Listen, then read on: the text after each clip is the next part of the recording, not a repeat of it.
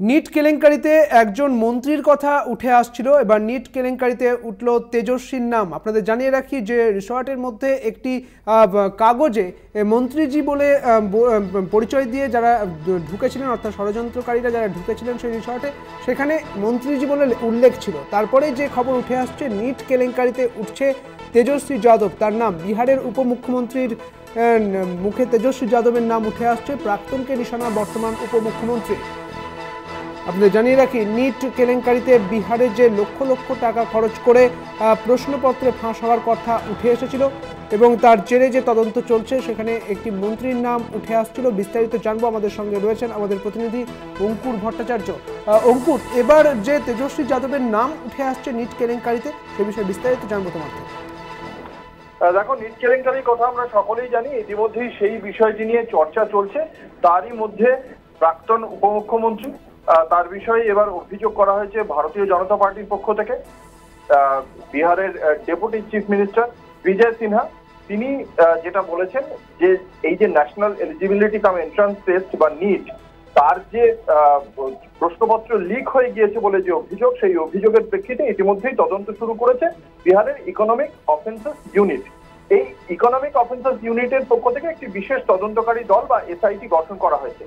সেইখানে যেটা বলা হচ্ছে যে আরজেডির নেতা তেজস্বী যাদব, তার যে ঘনিষ্ঠ, তিনি এই ঘটনায় ইতিমধ্যেই ধরা পড়েছেন এবং সেই ঘটনায় ধরা পড়েছেন বলেই এর সঙ্গে তেজস্বী যাদবের যোগ রয়েছে বলেই অভিযোগ তার।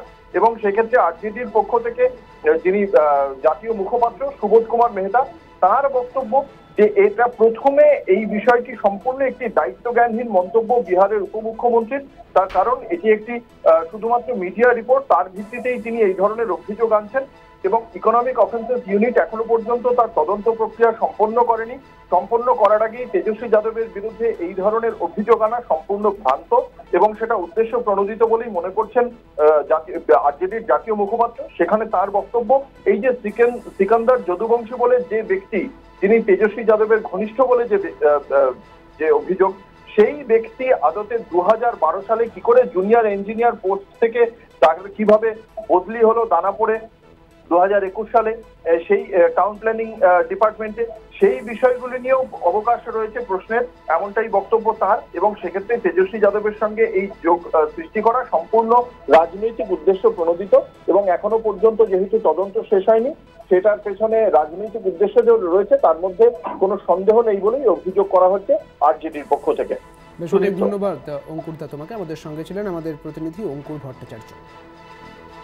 আপনাদের জানিয়ে রাখি যে তদন্ত চলছিল বিহারের নিট কেলেঙ্কারিতে। সেই নিট কেলেঙ্কারিতে এবারে তেজস্বী যাদবের নাম উঠে আসছে। নিট কেলেঙ্কারিতে উঠল তেজস্বীর নাম। যদিও এর তদন্ত চলছে, এর তদন্তের পরে বোঝা যাবে এর আসলে এর সঙ্গে তেজস্বী যাদব যুক্ত রয়েছেন।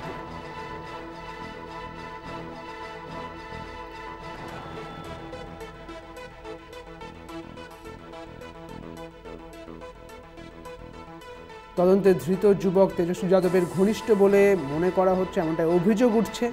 যদিও এই অভিযোগের ভিত্তি কতটা রয়েছে, অর্থাৎ অভিযোগ আদৌ সত্যি কিনা, তার তদন্ত শুরু হয়েছে।